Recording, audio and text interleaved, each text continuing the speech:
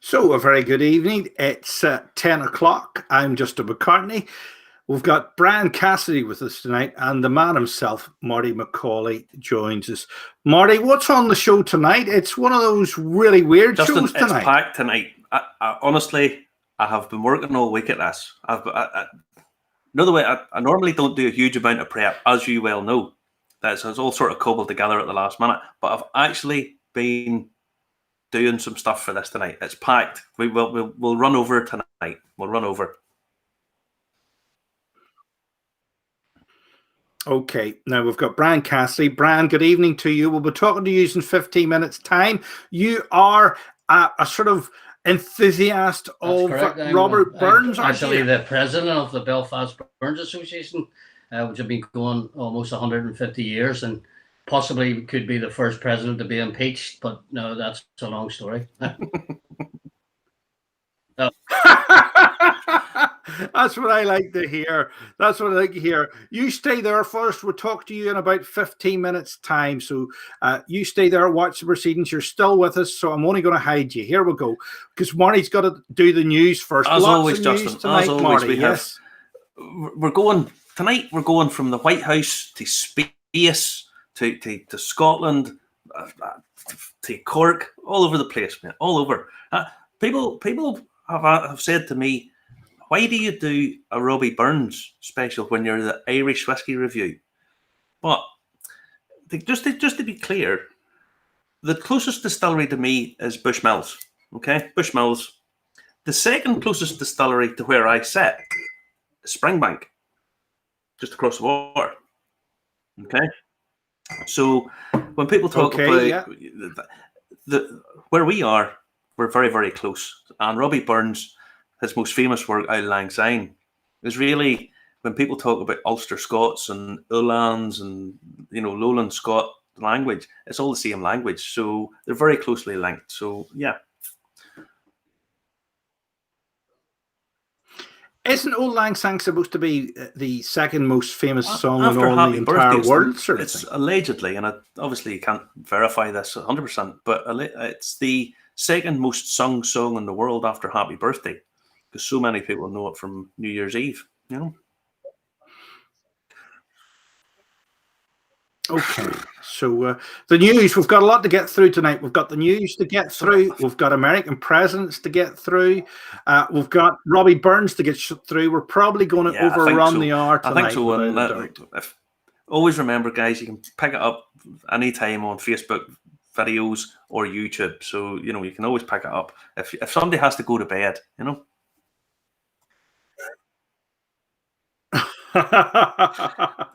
I tell you, it's a Saturday night. I don't think anybody will be going to bed too early. We've got to say hello to everybody that's watching tonight. Some may even be sober. Some may even drink it sober, yes. Sherman Wright is saying it's Burns. I was at Burns Grounds in Ayrshire, right beside Ayrshire Birds Rugby Football Ground. There you go, Sherman. Where haven't you been, Sherman? Sherman has got a bite these days, let me tell you. I've been asked if I've been sorted a jingle yet for the news. No, I haven't. I'm working on it. But listen, we've got too much to do. What do you want? With a podcast on Wednesday as well, and you want a jingle sorted? I want a jingle sorted. What do you think this is? I want a jingle sorted. You do it for Mark. You won't do it for me. Listen, the tax man's hunting you down. Here he is. He's hunting you down. Right. Well, first thing on the show tonight is the Scottish Whisky Association has asked the Chancellor, Rishi Sunak, if he could cut tax on spirits by 5%. The reason they're asking for this is based on modelling conducted by the Centre for Economic and Business Research, they said a 5% cut would generate 750 million for the Exchequer over 3 years, because if you lower the taxes, people buy more. Now, one of the reasons they're asking for this is, we talked about this briefly. I don't like to go too much into this, but there's a reason I'm doing it tonight. There's a trade war essentially between Europe and the UK now because of Brexit and the US, and it's based around aircraft. It's a bit boring. I'm not really all that bothered. But what's happened is the Scottish Whisky Association, or Scottish whiskies and Northern Irish whiskies, have been hit with a 25% tax on import to the US, which has cost the Scottish Whisky Association $450 million in 15 months. Now, the reason, obviously, you're focusing on Scotch is because it's such a huge market. The figures there are so much more shocking. In Northern Ireland, that's going to be a little bit different, and obviously all over Ireland. So it's just a slightly different thing. But if he lowers the tax by 5%, and based on that modelling, it would make sense to do so, it means the price of whiskey will come down for all of us. Do you think it'll make much of a difference, Marty? Well, Justin, depending on the bottle of whiskey that you buy, and I have a cheap one down here, I meant to set it up on the table, a huge amount of the price of a bottle of whiskey, the Scottish Whisky Association reckon that, nearly 70% of the price of a bottle of whiskey is taxed by the time you take in all the various taxes that are on the production and then on the spirits tax, etc., etc. So a 5% reduction could make a massive difference, certainly at the lower end. Well, if it generates more tax and it costs the public less money, what's not to like about that? So I'm with you. Right. Fingers crossed. Remember, if you like the show tonight, comment, like, and share. It's as simple as that. Vic Cameron saying happy Burns Night. Vic's, of course, is Scottish. Enjoy. Well, it's Burns Night Monday officially, but we're doing it tonight because the show's on Saturday. And we didn't want to do an extra one this week. And good evening, gentlemen. Did I ever mention I used to go out with a girl who made whiskey? I love her still. Yeah, we've heard that one before, Frank. Right. What are you burning down here, Marty? What's burning tonight? There was a quick air of panic around the internet during the week. The picture, pull it up in full screen for us, Justin. Okay, will do. Yeah. This picture flashed up on Twitter and someone phoned the fire brigade. This is the Middleton Distillery, Irish distillers down in Middleton, down near Cork. So they saw this, rung the fire brigade, but it turned out it's just a cold night. They're venting off some steam, so it's not actually on fire. Right, okay, yeah. When a newspaper contacted someone that they knew that worked at the distillery to ask them about this inferno, he says, I hope not, because I'm sitting on the sofa. So it was perfectly all right. But it does look like it's on fire. You can understand why someone would do that. But so panic alay, don't panic. But sticking with Irish distillers have said that they're going to renovate their visitor centre and two buildings down at the Middleton Distillery in anticipation for tourists coming back. I think they'll probably have a fair amount of time to do this, if I'm honest. But the Middleton Distillery, they're going to renovate the Heritage Centre. It will boast a new reception area, an auditorium, tasting rooms, a bar, cafe, retail shops, meeting rooms, staff facilities. And what's the important thing for tourists? A shop, Justin. What's the most single toilets? No, toilets. No. Much more important than that. Toilets. Absolutely. New toilet block and all. New toilet block going on. So they're going to get that renovated. They attract, between there and the attraction they have on Bow Street in Dublin, they're attracting over 500,000 visitors a year. So you really sort of need to stay on top of your game when you're getting that amount of people. Now, sticking with Jameson still, they have teamed up with a company called So Far Sounds to really bring live music back to people and to try and showcase up-and-coming talent. Now, the idea is to entertain people at home, because obviously there's loads of people who are missing out on live music. I know a few people who it's really breaking their heart that they can't get out to go and see bands and stuff. So the idea is to try and bring the bands into your home with live music to showcase these talent, because you have to remember they're not getting a chance to showcase. So people who were up and coming really now they're stagnating and timing's everything with this kind of stuff. So Jameson are sponsoring the shows, and there's also a donate button. So if you like the band, you can certainly donate. a good idea, Marley. Certainly So there's acts certainly a such fantastic as idea. Yeah. It is. Now, my only thing is I don't know any of these guys, but that's probably the idea behind it. It It's could be called your Seen and age, Heard, Marty. right? An act such as George. If they're my age, they're not up and coming, Justin. If they're my age, they've been and gone. You know, I'm sort of in the Rick Astley kind of style. You know, it didn't happen for me. No.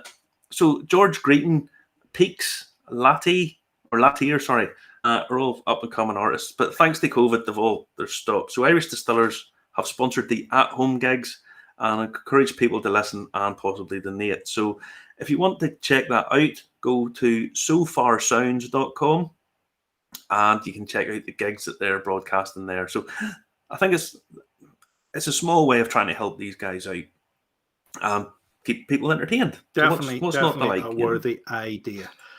Now, what about this bottle? I mean, did you buy it? Yeah.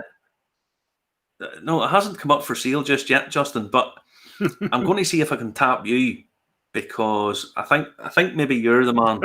You're the man with the dough. Whenever we were talking about the Chancellor earlier, Rishi needs to get me a few pounds because I've got absolutely zilch so far. No, this bottle is coming up for auction. At the next auction from whiskeyauctioneer.com, which is an online whiskey house based in Perth, who auctioned off what was called the Perfect Collection, first installment of the Perfect Collection, which was a man, Richard Gooding, who his father started a company bottling Pepsi, and then he took it over as the owner and CEO. Is that him? Who then sold the company to Pepsi. That's him, yeah. Now, he died in 2014, and they've been auctioning off his whiskey collection ever since. Now, the Macallan 1926, the last time a bottle of this sold was in 2019, and it sold for £1.5 million. Now, they're expecting this to sell for similar or thereabouts, possibly more. So, I'll need to give you a good tap, Justin. You'll need to sell the Audi to buy this. I tell you what, you need to sell about 30 Audi R8s to get it. Well, there's that, but there's another auction as well, and I like this. I find this interesting. Gordon and MacPhail are selling off 290 bottles of a Glen Grant 72-year-old whiskey. Just the first bottle is going to go on sale at an Bonham's auction in Hong Kong, and it's bottle number 88.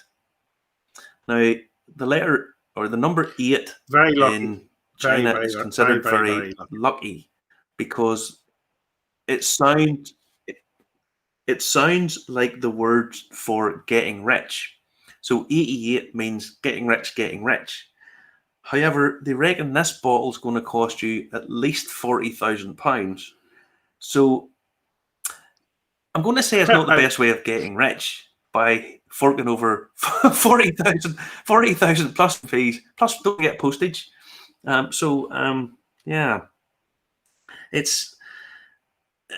there's only 290 bottles and it's 72 years old. I mean, it's just incredible. Yeah, really, certainly is. Do you think if you buy it at 40,000, it'll be worth more in 5 years' time? I think the night I'm going, I read about a Singapore group. Do you remember we talked about the whiskey last week, the week before? I read about a Singapore group who's wanting to set up unit trusts in whiskey, and they're not the first to do it, but I think they're maybe the first in the Far East. And what you're finding is the art market is kind of all the really, really expensive stuff, Yeah. no one can afford now, and sort of it's sort of second and third tier art that is now being collected. They're wanting to find assets that people can put money into that will appreciate, and when they do that, everything that you buy, the price keeps going up, because it's a false, in many ways it's a false economy. It's all what people think something's worth. So I think what you'll find is people will buy this. There's only 290 bottles of it. It'll be bought up, and it'll just, because they've set it up that it's actually valuable and appreciating in value, that's what's going to happen. So sort of it has to. Now the last story of the week, keeping it classy, we've turned to Proper 12. Right. Before his next fight at UFC 257, Conor McGregor has brought out what every good whiskey drinker needs: a hoodie for your bottle. Okay, this is a limited edition hoodie covered bottle of Proper 12. Now, if you go to his Instagram page, you get a little video of the bottle walk. You know that McGregor. The song goes, "Do the McGregor walk, do the McGregor walk, do the McGregor walk." Yeah, keep her classy, Conor. Keep her classy, boy. It's yeah, and that, Justin, is my news for the week. Good. Because we've got to head to American presidents now, and we're doing that as a homage to sort of the inauguration sort of stuff. Well, in case anybody missed this, there was a presidential inauguration this week. They even cancelled the chase, much to mine and your chagrin. We weren't overly impressed by that. To show us, the inauguration. So that was okay. We what I decided to do was go through what a lot of people don't realise is American president. Out of the 46 American presidents there have been, a huge percentage of came from what was called the Scots-Irish. So I put this bottle out, again, not to labour the point, but where I am, I'm extremely close to Scotland, and it all ties in with the Robbie Burns stuff as well. The old kingdom of Dalriada. Lots of American presidents, their families were from Ulster, from this part of the world. And when they went across to America, lots of them became presidents, or their descendants became presidents. So I decided to go through and check out some of the whiskey history of some of them. And I thought to myself, right, I'll maybe stick to the sort of Ulster Scots one, but there's a couple of other ones in there. But we'll go through some of the Scots-Irish guys. Wouldn't Brian Cassidy be a guy to bring in this, because he actually knows loads about Ulster Scot stuff, being a sort of expert on Robbie Burns? Oh yeah, but Martin's right. I was taking the point earlier on about the distance between the shores, of Northern Ireland and Scotland, and again, the big presence of the United States presence, like Andrew Jackson, for instance, of Carrick, and the kingdom certainly of Dalriada as well.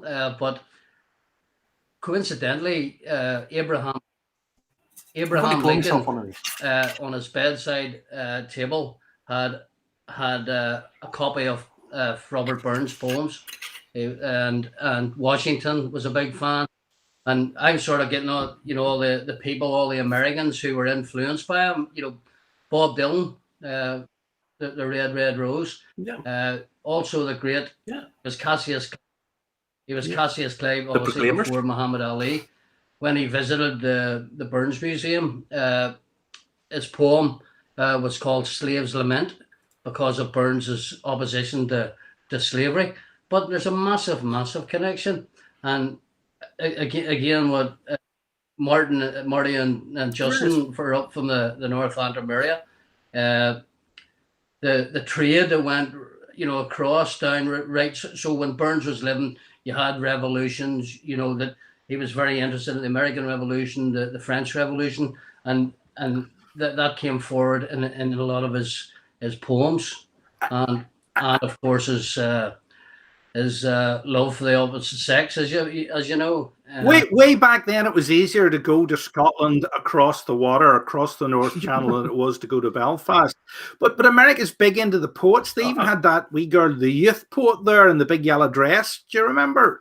So it's a bit like their version of the. She was very good. It's a bit like She the was poet fabulous. laureate, that position. So it's going to go somewhere. But listen, my favorite is Old Hickory. My favorite is Old Hickory. Andrew Jackson, lucky number 7.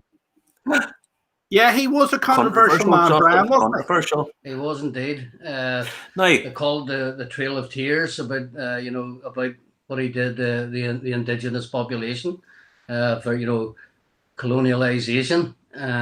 But again, it's a very, very complex subject, which obviously I don't want to get impeached after this, so I would prefer maybe not to comment on him too much. But what you were saying earlier on too, Martin, about investment in whiskies, and you're saying about it was probably better to buy whiskey than gold in the last couple of years. And I mean, I'm a collector of whiskey, and one of a couple of bands that I've been following, there's Runrig, for instance, who are now no more. They had their own whiskey, and my goodness, you'd have bought a bottle for about £60. Now you're talking hundreds. Yeah. Scary Four, my other favorite band from they've. Marty, what about this Old Hickory then and Andrew Jackson? Well, first of all, I'll just say George Washington was a distiller. At Mount Vernon, he had his own distillery and sold it, but so had Andrew Jackson. Andrew Jackson, his home, Hunter's Hill, made whiskey and sold it. And we know that from tax records. Now, this is a brand that named and pictures him on the cover. So it's by R.S. Lippman. But Andrew Jackson was a distiller. Anyone who's coming up the coast road will see the sign off into Andrew Jackson Homestead, because he just come just not far from just a bit north of from where you are, Justin, just outside Carrick. That's right. Yeah. Connection. The next one we have is Andrew Johnson. I love this story. I love this. Andrew Johnson was Abraham Lincoln's running mate. Okay, so coming up to the inauguration, he felt unwell, Justin. He felt unwell. So the day of the inauguration, he took a couple of whiskies to make himself feel better. Then he got up to make a bit of a speech, and let's just say it didn't impress people too much because he sort of over-medicated a little bit. People then referred to him that he was, shall we say, he was a bit well-oiled. So his grandfather came from Larne, which is between Carrick and here, and he was also called Andrew Johnson. So Andrew Johnson from Larne was President Andrew Johnson's grandfather. Hundreds of thousands. So the next one is President Ulysses. Hundreds of thousands of people a year, Marty, emigrated from Larne, didn't they, Brian? Absolutely. Well, I see they're doing very well in the football world now, and again, there's a big connection from the United States. I mean, the guy that owns Purple Bricks, he'd made a fortune, and then I think he sold at the right time and invested in Larne. So never know. Larne could end up in the Premier League in England, but well, yeah, I don't think so. I don't think so. You never. But you never know. Where are we heading next, Marty?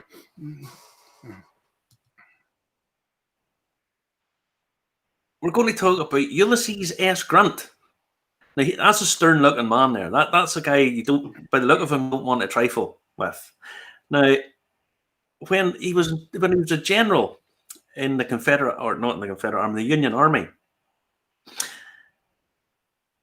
one of his subordinates said to Lincoln, Grant was a drunkard, that he drank too much. And Lincoln said, Well, if you say he's a drunkard, could you find out what it is he drinks so I can give a barrel to each of my other generals? So what he's normally drunk was Old Crow.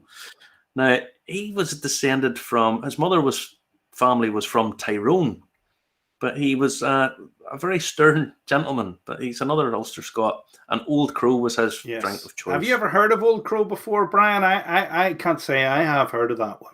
No, I haven't. Well, I wouldn't be raving about it. No, I haven't tasted it. You wouldn't be crowing about it, is what you mean. But no, you wouldn't be crowing about it. You're saying about Burns. I mean, you're saying about the alcohol bit. It's pure myth that everybody thought that Burns was an alcoholic. He certainly loved a beverage or two, but I think it was I'm going to the pub. He would have said probably Gene Armour, I'm going to the pub in September and come back in December. That sort of thing. But he was. As I say, just giving a wee bit of history, he had 9 by his wife, children by Jean Armour. And on the day of his interment, she gave birth to his last sibling. And he also had another 3 or 4 that we know of. And God knows how many more after that. But then you've got Campbelltown, you've got Mary Campbell. Not too far across from yourself there, Marty. But connected with Glen Scotia.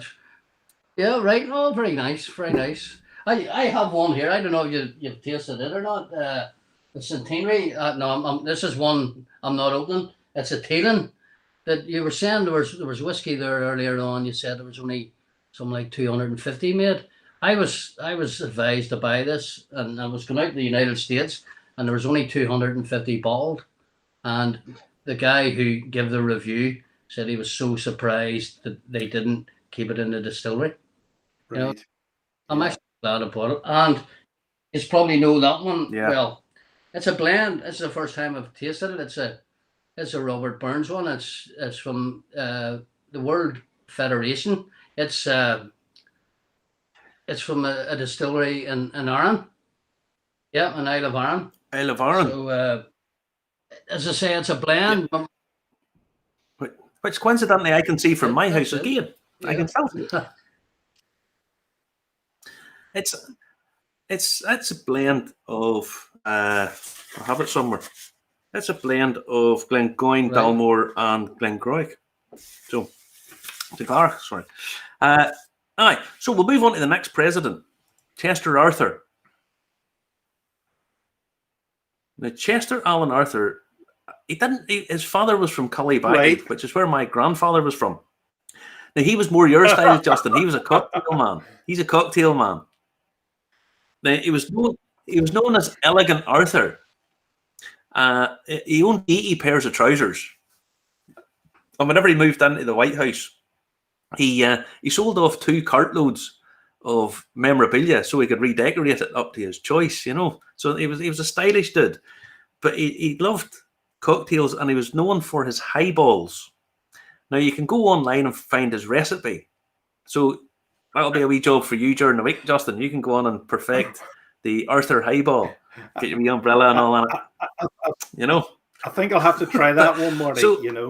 I'm going to try making cheese this week because I think we should. Now, with a few more presents to get through, don't what?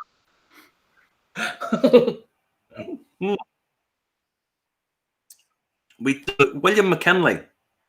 He was another cocktail guy. So when he was running, he's very stern-faced. He don't look like a party animal. But one of the things he was running, campaigning for election, was he came up with a cocktail for people to drink called McKinley's Delight, which was 3 ounces of rye, 1 ounce of sweet vermouth, 2 dashes of sherry brandy, and 1 dash of absinthe.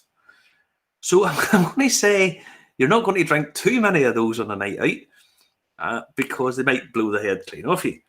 But he created that during his campaign, and he ran son of a guy from Ballymoney, McKinley. So he was another one. Now, there's other presidents as well. Martin van Buren. He drank so much. Martin van Buren, who's not an Ulster Scots one, but he drank so much whiskey that he got the nickname Blue Whiskey Van. Zachary Taylor was once asked if he was going to run for president, and he told the guy, "Shut up and drink your whiskey. Don't be so silly." We have Harry Truman. Harry Truman, his grandfather was Solomon Young, who came from Ulster, and he loved bourbon. He used to have one before lunch. He was a morning drinker. So he used to get up and have a drink in the morning.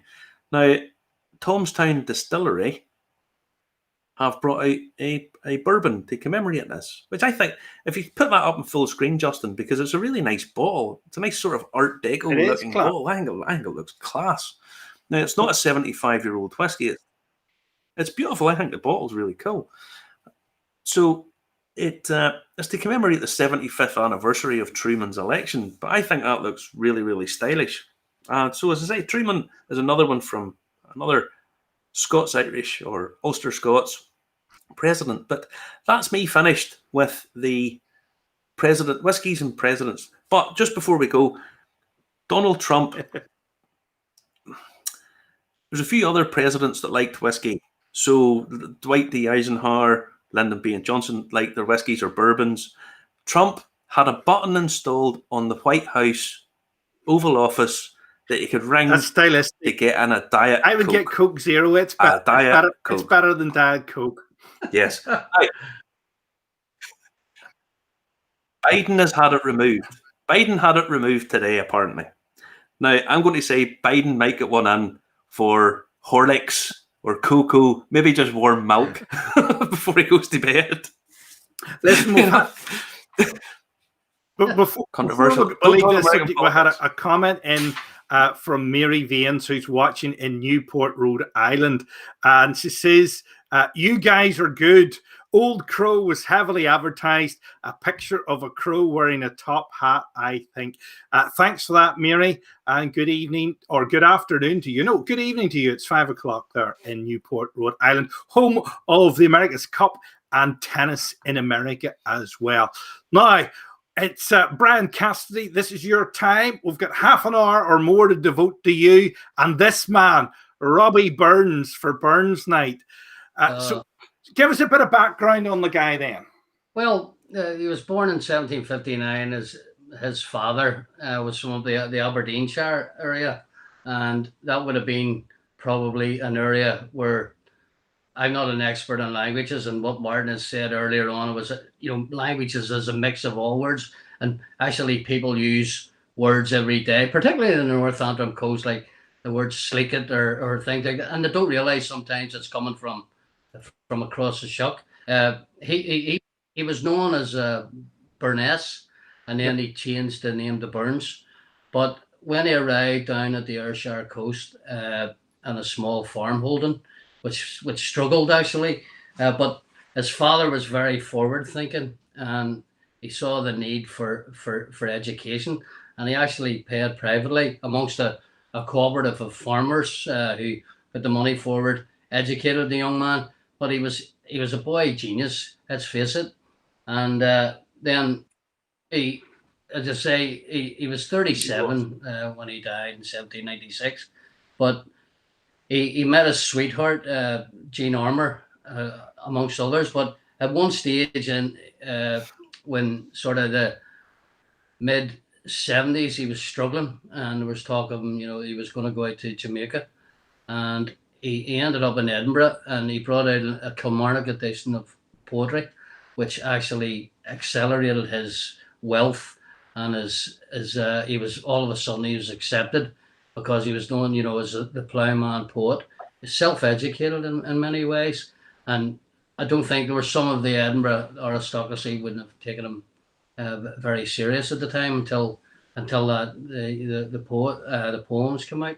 But then he went on a tour, as lads would do, and it was supposed to be like, some of the top groups today.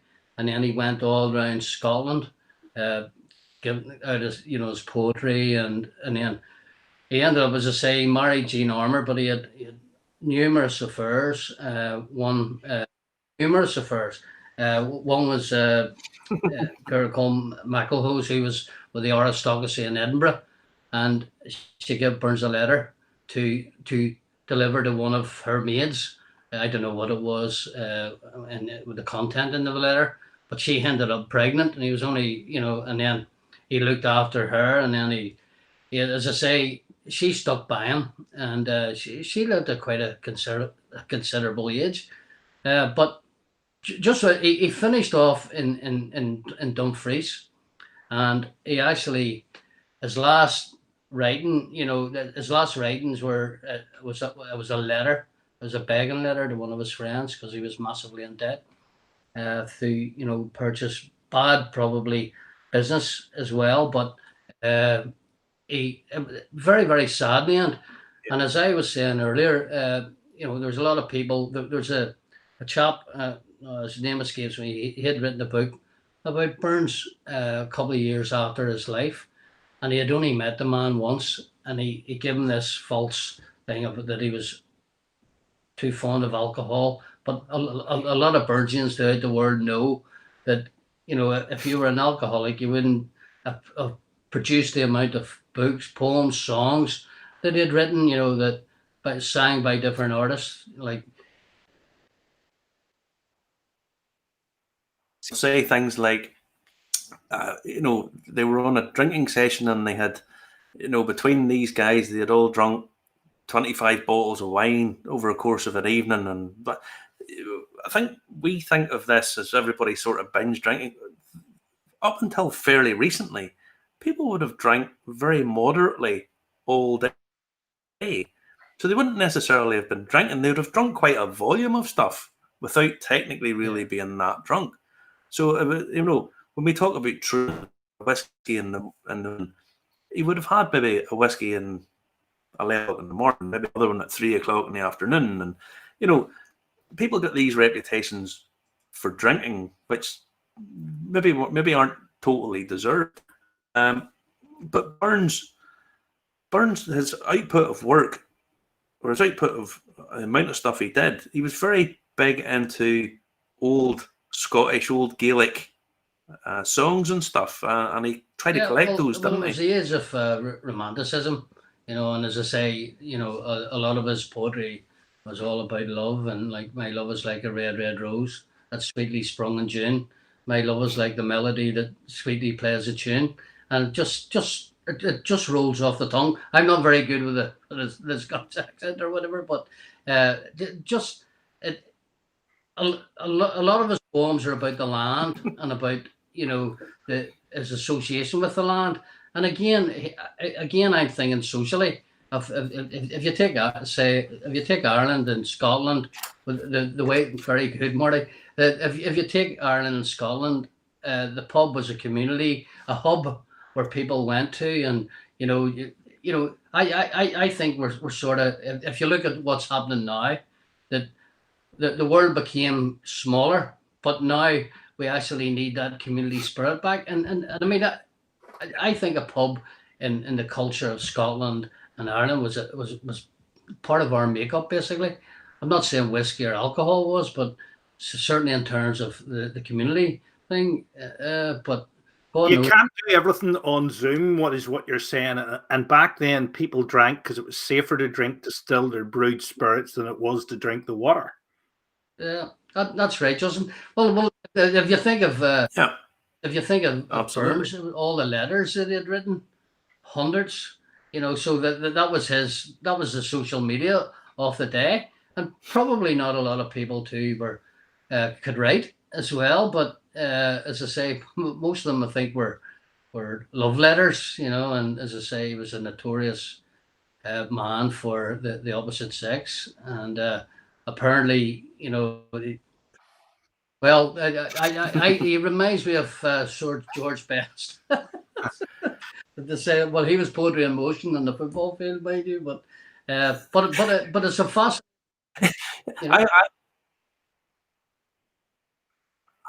I was. He was one of those guys. He just fell in love at the drop of a hat. You know, he really sort of, it was 100% full bore with him. You know, as soon as he met somebody, he just fell absolutely head over heels in love with her and sort of forgot about the one he already had. But then that fell apart, and he went back to, you know, Jean Armour and stuff. He went back to her, and she took him back in again, and you know. But I'm just going to read one of his other poems. We'll get to Auld Lang Syne in a minute or two. Is To a Mouse. So we slick it, cower and timmer, away so hasty, we bicker and brattle. There's a whiskey called Timorous Beastie. This isn't it, but this is the wee beastie from Ardbeg over in Islay, which I'm going to pour myself. But the Timorous Beastie is by Douglas Lamb. That is another homage to Robbie Burns. Robbie Burns is obviously Scotland's national poet. But how did he get to be as big as he was? I mean, he was enormous, and he was enormous in Ulster as well. I heard it saying that every home in Ulster, or every Presbyterian house in Ulster anyway, had a copy of the Bible and a copy of Burns's poetry. So how did he get to be so big over here? That's right, Marty. You know, not just Presbyterian households, because Burns, stretched right across communities, and he also was he was into women's rights and equality of man, like in the poem "A Man's a Man for All That." Well, his son came over to Belfast in the early 1800s, and as I say, you know, he took the poetry world by storm, certainly. And then all of a sudden, then Auld Lang Syne, as you know, you said earlier on, probably the second most sang song in the world from Happy Birthday. And you look at how many people have grabbed a stranger's hand on a New Year's Eve and sang. So I think that promoted him as well in that. But his connection really to Ireland, as it was then, was his sister came over in the early 1800s, and her husband, it was, what would you call, I suppose, an estate manager, and a place called Stephenstown Pond down at Dundalk, and it was owned by a plantation family basically. They needed someone there to, for irrigation of the land, to bring water to the fruit trees and all that. So he stayed there, and she stayed there, and they're actually there's a cemetery, Church of Ireland church in the centre of Dundalk, and our association, that was Agnes Burns, which is Robert's mother, was Agnes, but she was Brown. And as I said earlier on, he was Burness, changed to Burns. But Agnes Brown and the husband, they're in the grave, and there's a statue of Burns. And we would go down there on his death, was the 25th of July, and lay a wreath. It's beautiful, beautiful. I see you've got Justin's got a lovely photograph of it. It's worth going to see. When anybody's down there, and of course you're saying about worldwide, but just recently we're members of the Robert Burns World Federation, and just in November there we had a club formed in St. Petersburg. We play in China, New York. You have Japan. It's massive. Just this guy. I mean, literally come from poverty basically. They end up one of the greatest poets in the world. So, yeah. But on our Burns nights, if you like, which would be Monday for those viewers on don't know, and on the 25th, it's a massive night where you probably see at the start of the night you pipe the haggis in, and then you have the different toasts, the Selkirk Grace, some hay meat that can't eat, so, and then it's the dress of the haggis, some say, is the most important part of the ceremony, which is very good if you've never been to a Burns night.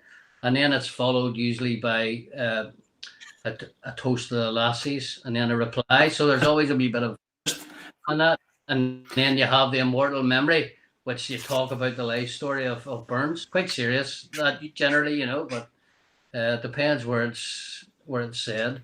We're getting a lot of Fascinating. messages in from people all around the world. Mary Baines has been back in touch. She says, I'm learning a lot for Brian. Thank you. I knew he was revered in Scotland. Yes, he's revered all over, Robbie Burns. He's world famous. Now, a lot of people are saying hello online tonight. Sir Michael Matthews is saying, is that the Agnes Brown that's on the telly now? No, that's Mrs. Brown's Boys you're talking about. And James McKee is saying it's well worth a visit. So, yeah. It's a terrible show. And Shane Foley is saying 28th president of Woodrow Wilson's grandfather lived in Strabane. The house still stands. Yes. Joe Biden being in power in the States, 23 of the 46, 50% of the presidents are from Ireland in some way, shape, or another. So that'll only be good for tourism when it kicks back in again. If you want to get in touch with us, all you need to do is comment, like, and share on Facebook or YouTube, and we'll say hello to you. Any questions for Brian will be mostly welcome. Marty, what's next? Well, I want to just talk about haggis a wee second, because a lot of people probably don't actually know what haggis is, or they might have heard about it or whatever. Haggis is... Robbie Burns wrote an address to a haggis. A haggis was a real treat back in the day. And if you just bear with me, I'll start the address to the haggis. It's a pudding of meat, essentially, where it's made with offal. And you probably don't know about it too much in the States because it's technically banned, because they won't allow the importation of lamb's lungs. I'll give you a list of some of the ingredients. There's lots of different recipes for them. Beef liver or offal, lamb's pluck, which is heart, lungs, and liver, beef trimmings, which is just the trimmings off the fat, suet, oatmeal, and barley, with then some herbs and spices. Now, if lamb's lungs and liver and stuff is not your cup of tea, it's really the highlight of a Burns supper. So, Brent, could you tell people a Burns supper action? Sorry, Marty, you were breaking up on me there. Could you say that again there, please? Could you tell people what a Burns supper is? How Burns supper evolved was the Burns and his friends met in a house in a place called Tarbolton, and it was a bachelor's club. It was probably maybe a shebeen, they might call it now. I don't know, but they had a few drinks, and it was more or less like a debating society. Also, that's really. He also had there was a big Masonic influence. And if you look at you're talking about the forefathers of the United States, the Unitarian Presbyterian side, that they were all from like a Masonic background as well. So there's a lot of that in Burns's writings about friendship and the love for one another.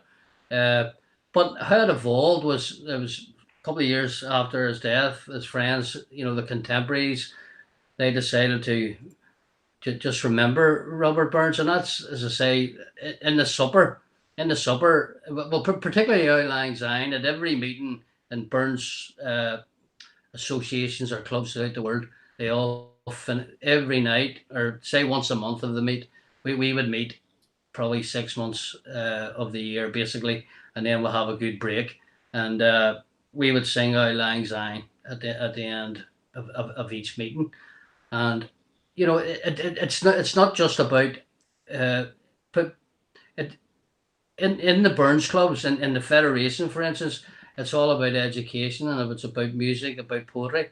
So our particular Burns Association, we would maybe give an award to a young piper who's going across the water to compete, and give a donation, or someone singing a song and poetry.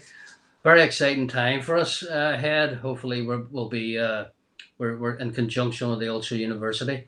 We're going to be doing a lot of work with the schools.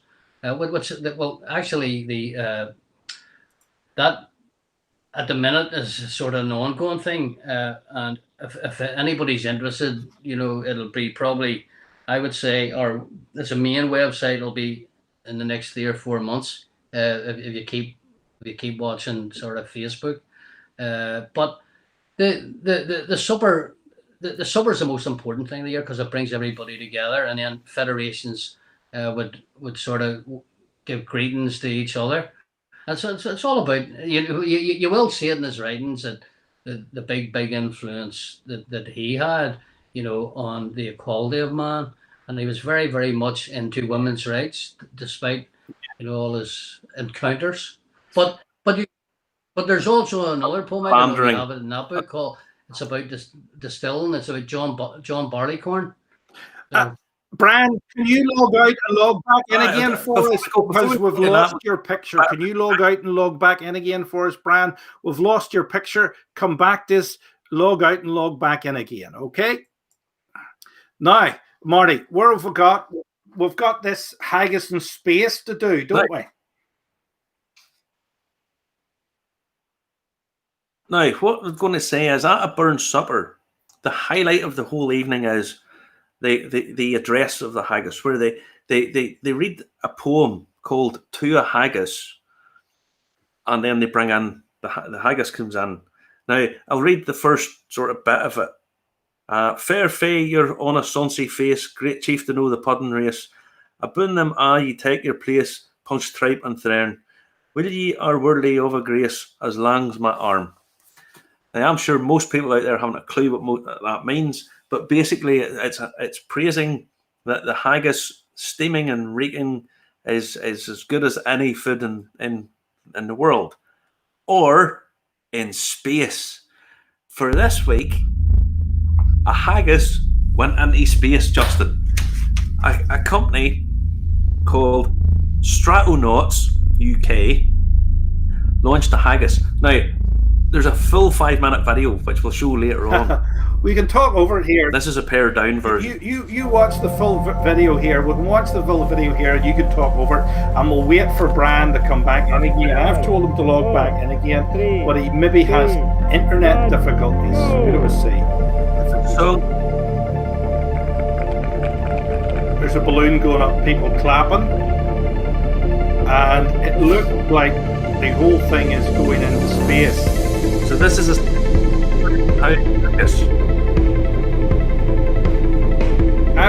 is this the long version, Justin? This is the full long version. This is a full 5 minutes of a haggis going into space. We're a quarter way through it, and we're still waiting for Brian to log back in again. But the internet seems to have let him down here. Would I give him a ring to see where he is? Okay. Right, and I'll talk about the haggis. Right, this is a Simon Howe haggis. Now, Simon Howe makes these. You can buy them in various supermarkets, and they are based just north-east of Stirling. Now, this company, Strattonauts, what they do is they basically launch helium balloons, and they take stuff up as an advertising. Now, we're over 16,000 feet. For anyone who wants to know about the Scottish space industry, the payload of this is 454 grams. And it's already higher than Everest.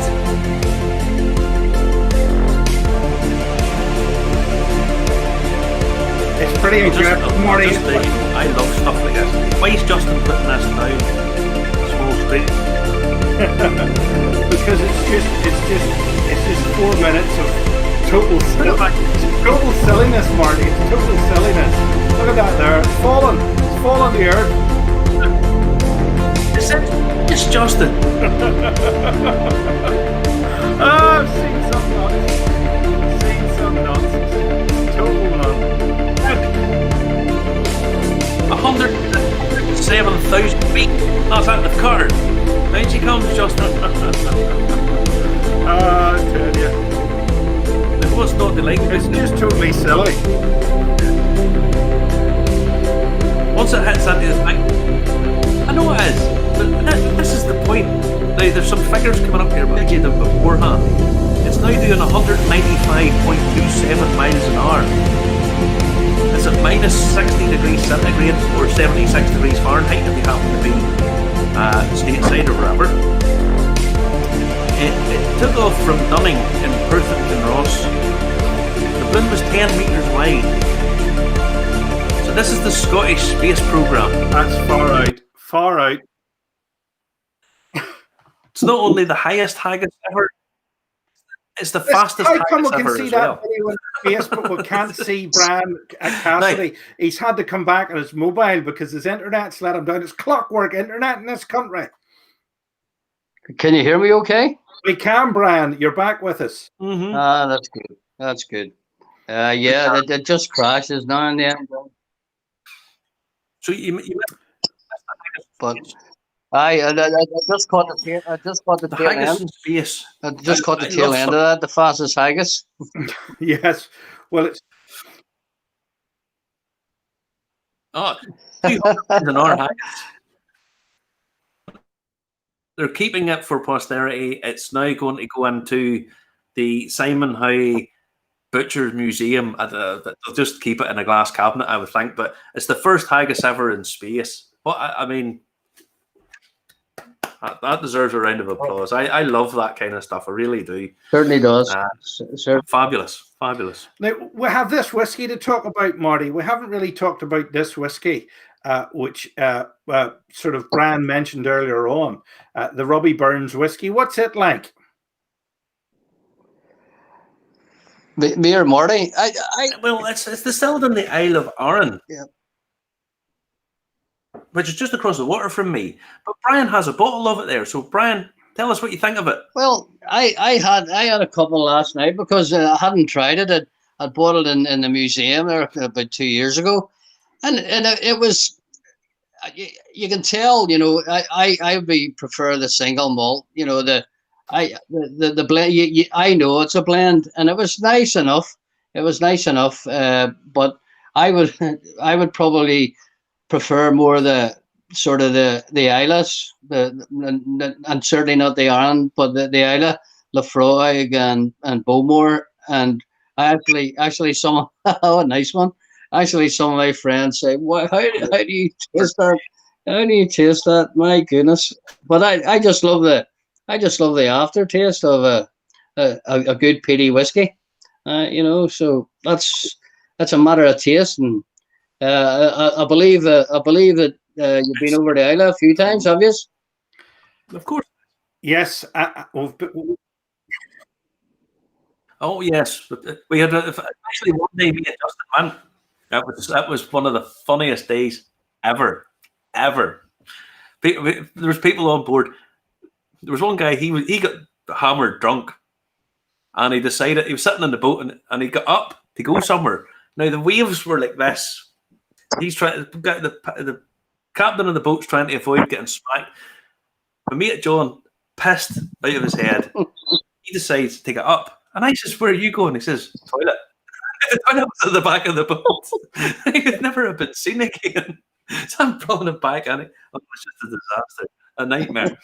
But it was good fun. You'll maybe get across sometime yourself one day to have a look at it, because there's how many distilleries are on Island now, Marty?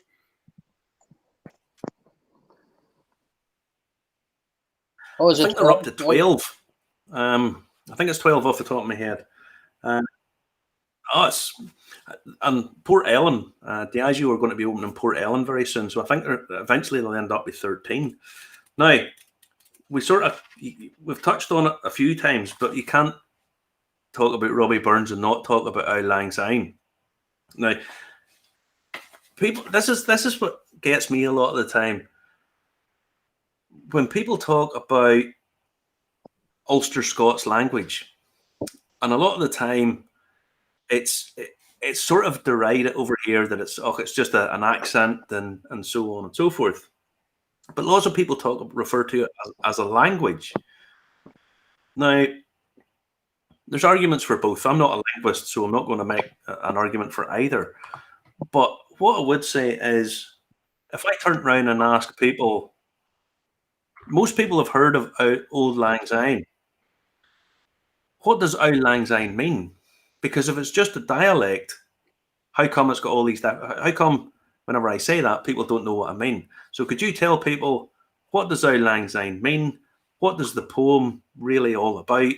And why did it become so well, big? as I say, Auld Lang Syne, it was the leaving of the year, and it was all about, as I say, friendship maybe ending, and saying hello and togetherness. But as regards the language, in Scots, I'm not a language expert either, Marty. I just think language is, I don't get into that side of things, because I'll look at Burns, for instance, and I think of us where his father came from. And if anybody's listening, if they look up what's called the Doric, which is away up in the north east of Scotland, where they called it the mother tongue. And then you actually come over to the west, and then you've got a lot of you've also got a lot of Scandinavian and the Shetlands. So you've all a mix of words that have been brought down and migrated across. But how many? As I say, it's got quite a few verses. I don't know them all. I know the shortened verses. Certainly not going to sing it tonight. But I think one of you guys might. I've heard you're quite good in that sort of. Justin's going to break out at the end. Just at the end, he's going to sing it out. We had a virtual supper tonight. It's probably the first time in history that we had the Burns supper, the World Federation, and it went quite well. And then we actually had Prince Charles on Zoom, but it was recorded, obviously. But he addressed his love for Scotland and what have you. It was very good, and his love for Burns. But I don't know. As I say, you guys. And what's that? Sorry. Massive poetry. Well, you also had. Oh. He's a lover of the land as well, and that's what he was discussing. And you talk about, Burns. You had obviously the Weaver poets here, who were strongly influenced by Burns. And I just look at all the musicians now. That I'd be into music a lot, and some of his works are beautiful. Eddie Reader does a complete. I don't know if you've ever saw her in concert or not. She does a complete album of Burns tunes. But we're all a lot of friends. We're having a virtual Zoom night on Monday night. So it'll be different. It'll be a different Burns. Yeah. Bob Dylan said that his favorite work essentially was Red Red Rose by Burns. It's beautiful. It's a beautiful. I quite like the version, the Furies. And I think that's a stunning version of it. And it's got just lovely. Well, it's very, very short. So if anybody's never heard it, I'm going to read it out. And I know this isn't a poetry show; it's a whiskey show, but it's very short. So stick with it. It's really nice. If any man out there wants to impress a woman tonight, quote this here. Read that. Go and get a copy of this and read it out. It's just fun, because trust me, you'll do all right out of it. Okay. So a red, red rose. My love is like a red, red rose that's newly sprung in June. My love is like a melody that's sweetly played in tune. As fair art thou, my bonny lass, so deep in love am I, and I will love thee still, my dear, till all the seas gang dry. till all the seas gone dry, my dear, and the rocks melt with the sun. And I will love thee still, my dear, while the sands of life shall run. And fare thee weel, my only love, and fare thee weel a while, and I will come again, my love, though it were 10,000 mile. I think that's absolutely fabulous. It's just it beautiful. really is. Absolutely beautiful. Marty, would you? Here's one for you to look up of all the Earths, and it's about. If you've got that, read it. It's about all the women that he met, but his first one was Jean Armour. You know? This was What, sorry? What's of all the Arts, of all the Earths, What's the poem called? You see, if you give me a minute, I'll have it here somewhere. Now we have on screen the force line crossing to Isla. If you look down the bottom right there, you'll actually see how rough it was whenever we were crossing, and it really was rough. One of the scariest days of my life. I think it was us coming back, John. Yeah, that's us coming back. I didn't want to video on the way over because I was too scared to video on the way over. So that is how bad it is on. Don't forget, we were all on the way back again. I think by that stage I had about 12 whiskies in me. That fraction of what me. I mean, it looks like I'm shaking like Star Trek. That's how bad it is. It was hairy enough. That's actually Rathlin Island. You're seeing the western edge of Rathlin Island there out the window on the way back. So hit us with that poem if you have it, Marty. Have you found it? I can't use my mobile to find it otherwise.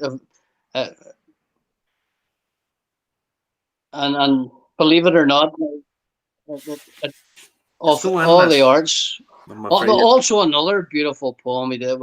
It's a real rousing poem about Scots Wahey. It's about Scotland's greatest victory, Bannockburn. Scots Wahey is a fantastic song. Scots Wahey, ye Wallace bled. William McLaren is saying, sing it, Marty. They want you to sing these songs. They don't want you to just read poems out. Well, he's going to when he comes back from Ireland the next time. You want me to be back on terra firma. It was it was just unbelievable. But it was hilarious. A great day out. See somebody ask about if they do tours. I take tours over if we get enough people, and it's a super day out. It's not that expensive either. We tried to go a few years ago, and unfortunately it was cancelled due to the bad weather. Oh no, it's a fabulous. Well, see the poem.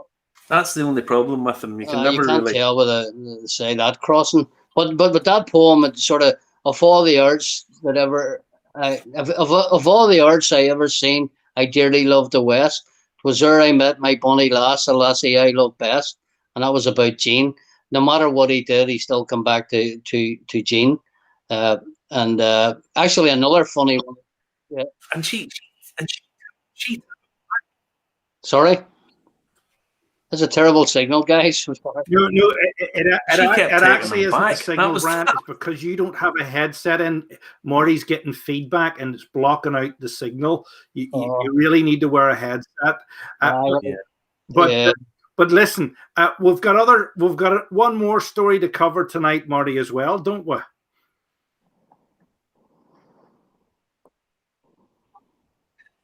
Yeah, Justin. There was a film to be released called The Water of Life.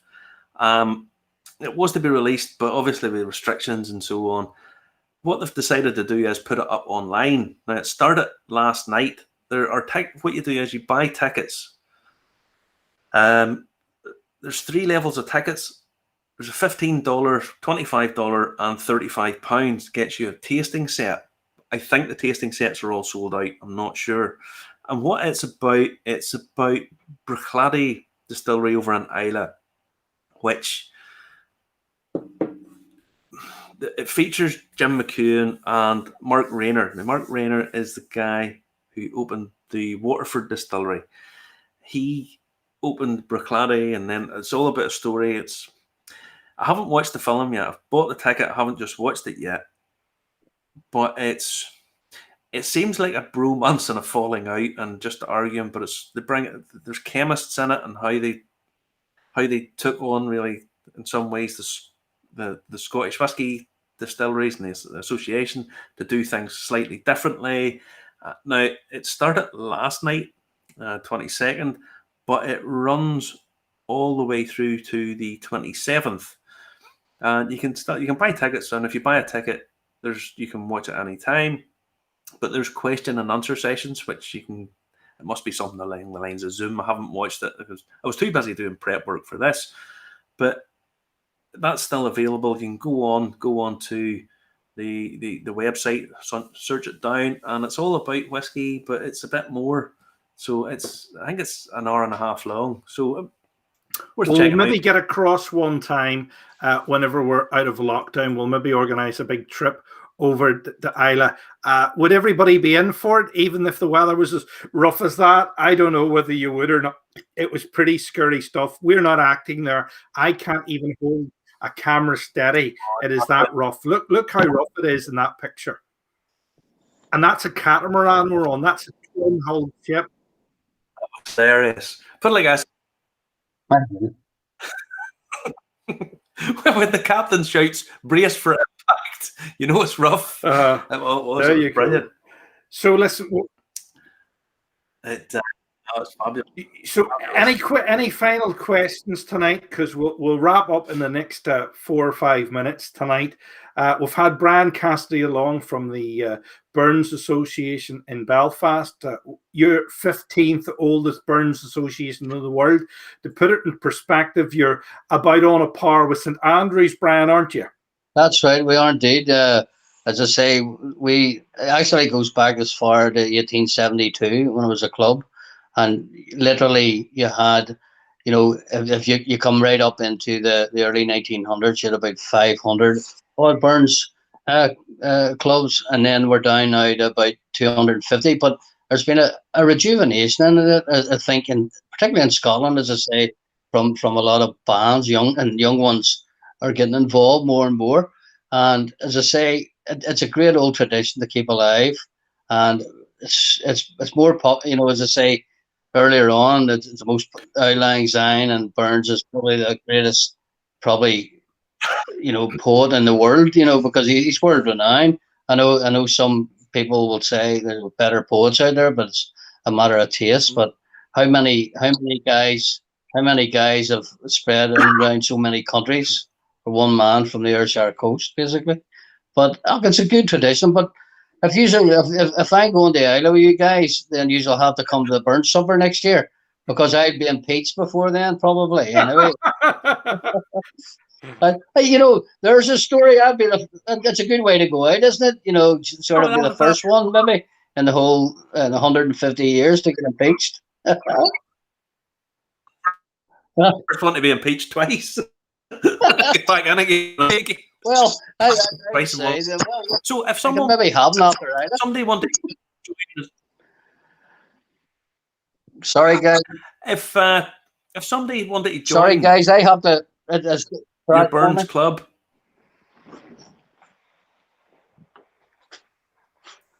I think Brian's away. Something must have happened. He said something's happened there. If people want to get in touch with Burns Club, you can do so through the Ulster Scots Agency. They can put you in touch with Brian and sort you out with Brian's details as well. But we'll probably be streaming something special from the Burns Association on Irish Whiskey Review at some point in the future. Now, Marty, really good response this week.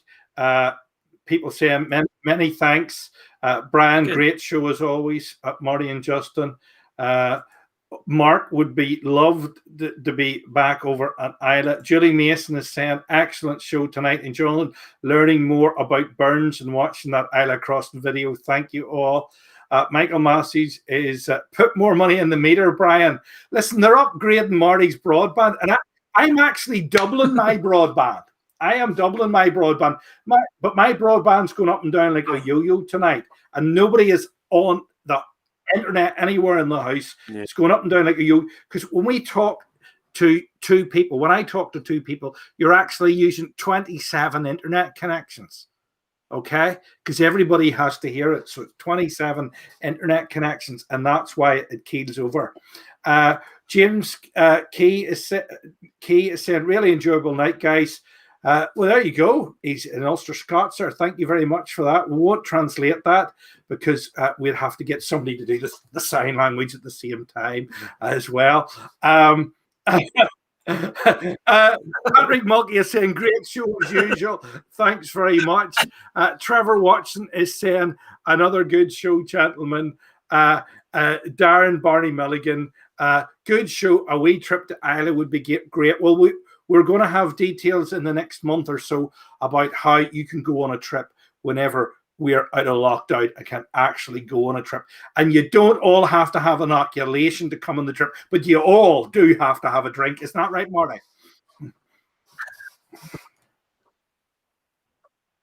Probably preferable, but we'll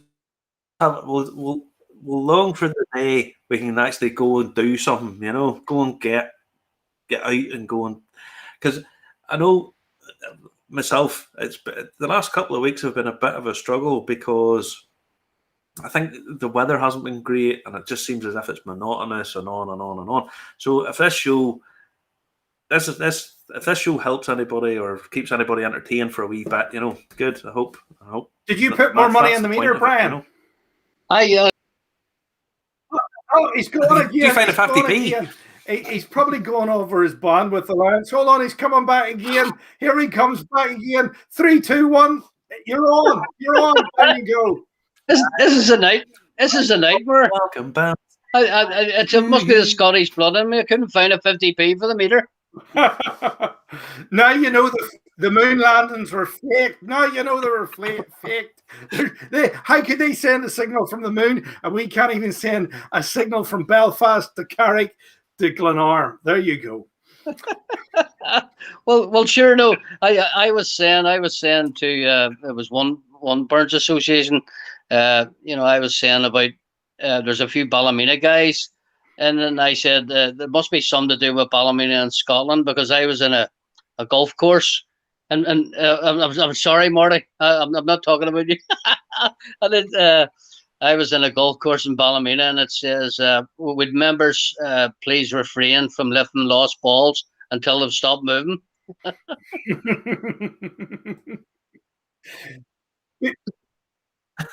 Sorry, Marty. Very funny. For anybody that doesn't know, Ballymena people, of whom I am one, have a reputation for knowing the value of a pound. Let's just put it like that. We can be quite thrifty. That was directed at a few people who hopefully are listening tonight, by the way. I have a good connection with Ballymena. I was at Ballymena United. I know it was a few years ago, so 10, 11 years ago, 12 years ago. Right. A lot of good times up there. Great people. Well, listen, thanks for coming on the show, Brian. We've really enjoyed it. We're getting really good response from all right. Great night, and so enjoying watching with my family in Canada. With a big Canadian contingency watch this show. I know there's a couple of Burns clubs over Canada way. Mark Kerr saying they're excessively frugal in Ballymena. I have a story, but I can't tell it publicly because it might offend people. Wee short arms and big long pockets is the phrase. Mark Kerr's saying is as tight as a duck's arse. If you want to go on Instagram, watch Duckle Vision, which is Marty's Instagram page that he runs alongside his Irish Whiskey Review one, which I also post too. Thank you, guys. Every day I go down and I feed my little ducks and I record it and I put it on Instagram. Brilliant. Brian, listen, pleasure talking to you. Thank you very much for joining us. And enjoy Monday night. Dropped off again. He's dropped off again. We'll call it a night, folks. Thanks for watching. Remember to comment, like, and share. Remember, the podcast is out on Anchor on Wednesdays. It's on all the major platforms. Remember to tell your friends. You can comment, like, and share on the videos at any time. We do read them. We do respond to them. And as you know, one of the last big questions Murray responded to about the poster on the wall. We've got news about that coming soon as well. We're also going to be doing a little bit of a tasting from Wayward. Is it Wayward or Wayland? Wayward Irish spirits down there. Morris O'Connell has sent us some in stuff. We're going to try that as well. He's obviously a descendant from Daniel O'Connell, the liberator of Ireland. So thank you very much for watching. Catch you all again soon. And, well, have a good Burns night on Monday the 25th, if that's what you're doing. Night-night.